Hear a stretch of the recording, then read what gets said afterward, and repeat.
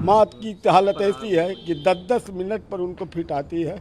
पटना में उनको जो है सो बेहोश हो गए थे, ज़मीन में गिरे, माथे में चोट है।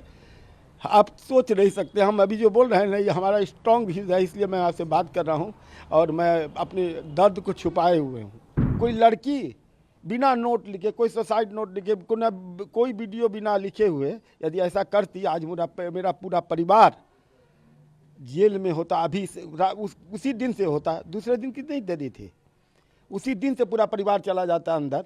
ये पूरा जो मामला है तो 2021 से चालू हुआ है। उसकी माँ आई हुई थी बेंगलोर।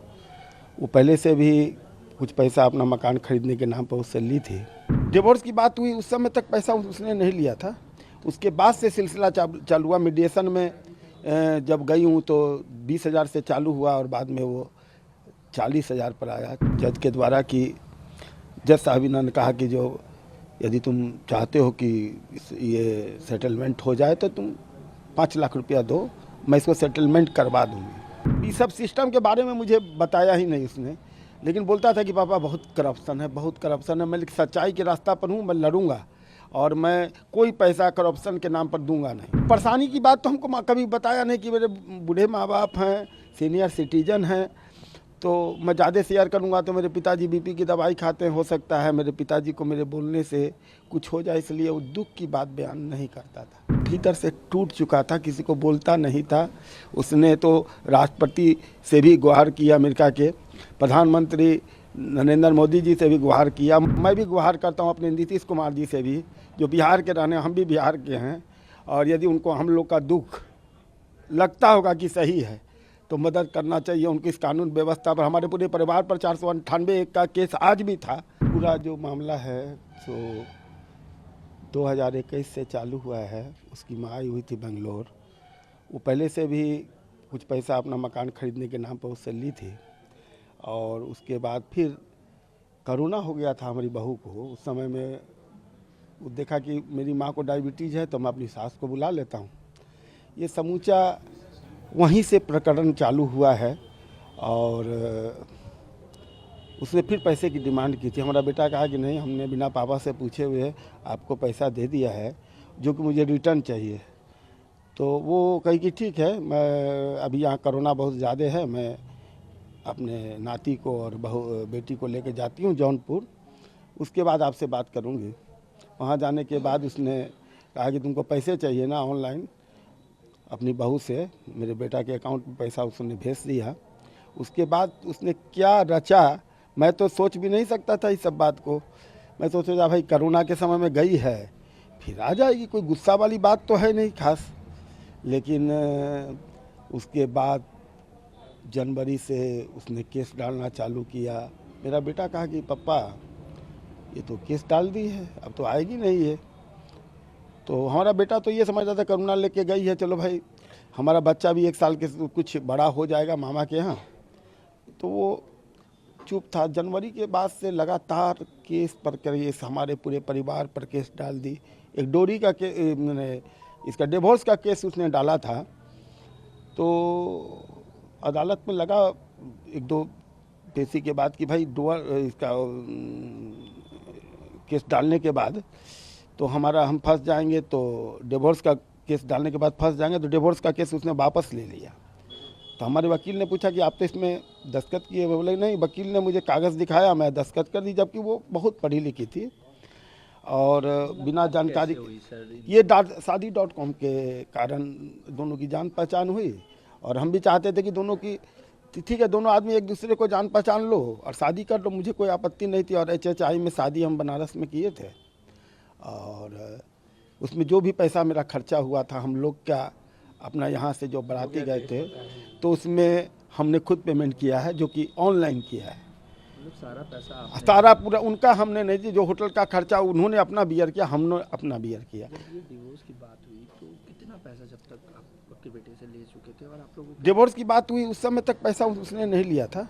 उसके बाद से सिलसिला चालू हुआ। मीडिएशन में जब गई हूँ तो 20,000 से चालू हुआ और बाद में वो 40,000 पर आया। 40 से फिर कहा गया जज के द्वारा कि जज साहबिना ने कहा कि जो यदि तुम चाहते हो कि ये सेटलमेंट हो जाए तो तुम 5 लाख रुपया दो, मैं इसको सेटलमेंट करवा दूँगी। जज हमारा का भी उन्होंने जिक्र किया। हाँ, उसी जज की बात मैं बता रहा क्या हूँ। नाम है सर उस जज जज का नाम मुझे याद नहीं है, मेरा बेटा तो अपने साइड नोट में सब लिखा है, और पेशकार का नाम राघव है, ये याद आ गया अभी। तो ये सब सिस्टम के बारे में मुझे बताया ही नहीं उसने, लेकिन बोलता था कि पापा बहुत करप्शन है, बहुत करप्शन है। मैं सच्चाई के रास्ता पर हूँ, मैं लड़ूंगा और मैं कोई पैसा करप्शन के नाम पर दूंगा नहीं। कितने दिनों से ये सब चीज़ें चल रही थी और वो परेशान था, आप लोगों को कब पता चला? हम लोग परेशानी की बात तो हमको कभी बताया नहीं कि मेरे बूढ़े माँ बाप हैं, सीनियर सिटीजन हैं, तो मैं ज़्यादा शेयर करूँगा तो मेरे पिताजी बीपी की दवाई खाते हैं, हो सकता है मेरे पिताजी को मेरे बोलने से कुछ हो जाए, इसलिए वो दुख की बात बयान नहीं करता था। और यदि जिस दिन ये कांड हुआ है उसके रात में भी 9 बजे से लेके और पौने 10 तक मुझसे बात, 10 बजे तक बात किया है। और मुझे देख के आपको भी लगता होगा ना, जो उसने साइड नोट बनाया है, फोटो मैं भी देखा हूँ उसका वीडियो, उसमें आपको देख के लगता है कि कोई आदमी इस तरह के एकदम अच्छे से वीडियो बना के वो इतने दिन में ऐसा कर लेगा, इतनी कठोर कदम उठा लेगा। लेकिन वो भीतर से टूट चुका था, किसी को बोलता नहीं था। उसने तो राष्ट्रपति से भी गुहार किया, अमेरिका के प्रधानमंत्री नरेंद्र मोदी जी से भी गुहार किया। मैं भी गुहार करता हूँ अपने नीतीश कुमार जी से भी, जो बिहार के रहने, हम भी बिहार के हैं। और यदि उनको हम लोग का दुख लगता होगा कि सही है तो मदद करना चाहिए उनकी इस कानून व्यवस्था पर। हमारे पूरे परिवार पर 498 का केस आज भी था जो जौनपुर में, जिसमें हमारे सीनियर वकील है विजय कुमार श्रीवास्तव और अवधेश तिवारी जी, और एक तो आपको सुशील यादव जी, ये सब, सुशील राय जी, ये सब हमारे वकील हैं सीनियर। और वहाँ का एक वकील ये बयान दे रहा है कि हमारे जूनियर जो हैं अतुल जी के वकील थे, और हम लोग के पास उन्होंने कभी कहा नहीं कि 40,000 रुपया है तो इसकी अपील करते। अपील के लिए तो गया था हाई कोर्ट, वहाँ का रूल ही अलग है। कोर्ट में भी न्याय नहीं न्याय नहीं मिला। उसने तो अपने बयान में कहा है ना। उन्होंने ये भी जिक्र किया है कि मेरे बच्चे से भी हमें मिलने नहीं, सबसे बड़ा शौक यही है। हमारे बच्चे से मिलने नहीं दिया गया। मैं गया तो मैं भी चाहता था कि मैं अपने पोता को आज तक गोदी में नहीं लिया हूँ, क्योंकि मैं कभी बंगलोर नहीं गया। मैं ना वो यहाँ कभी आई है, एक दिन के लिए आई और फिर उसके बाद दोबारा आई नहीं। उसने लिखा है कि मुझे प्रताड़ित किया जाता था, दहेज की मांग की जाती थी। आप सोच के देखिए, जो बहू कभी आई नहीं, जिससे कभी मैंने बात नहीं किया, उसको मैं क्या बोल सकता हूँ। Justice is due. हाँ, अंतिम समय तक भी उन्होंने यही बात कहा। हाँ, तो जस्टिस तो है, बाकी वो तो शहीद हुआ है ना। मैं तो ये समझता हूँ कि मेरा बेटा शहीद हो गया। जैसे भगत सिंह शहीद होकर के राष्ट्र को संदेश दे के आज़ादी दिलवाया है, तो इस बुरे, हम समझते हैं करप्शन जो चल रहा है अदालत में और न्याय में, उसको जरूर नरेंद्र मोदी जी और जो न्यायपालिका है, सुप्रीम कोर्ट, और उनके जो उच्च अधिकारी हैं, न्यायाधीश हैं, उनको चाहिए कि ये न्यायालय जो है एक मंदिर है, वहाँ पर बैठा हुआ इंसान यदि करप्शन करेगा तो फिर और अतुल सुभाष ऐसा करेंगे। मैंने उसकी यही भावना थी कि और कोई अतुल सुभाष ऐसा नहीं करे, कानून में सुधार हो।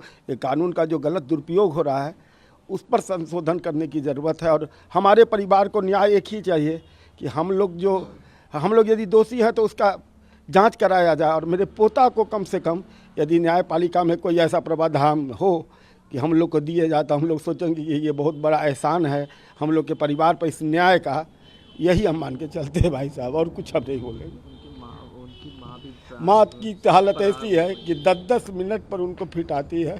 पटना में उनको जो है सो बेहोश हो गए थे, ज़मीन में गिरे, माथे में चोट है। आप सोच नहीं सकते। हम अभी जो बोल रहे हैं ना, ये हमारा स्ट्रॉन्ग व्यूज है, इसलिए मैं आपसे बात कर रहा हूँ और मैं अपने दर्द को छुपाए हुए हूँ।